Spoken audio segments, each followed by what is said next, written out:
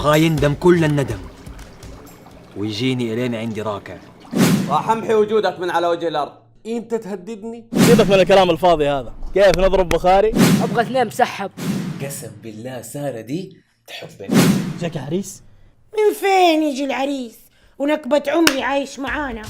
بلد مليان وظائف وفرص، بس فين الشباب اللي يدور ويعرف يلاقي؟ بعدين احنا مصريين زي بعض.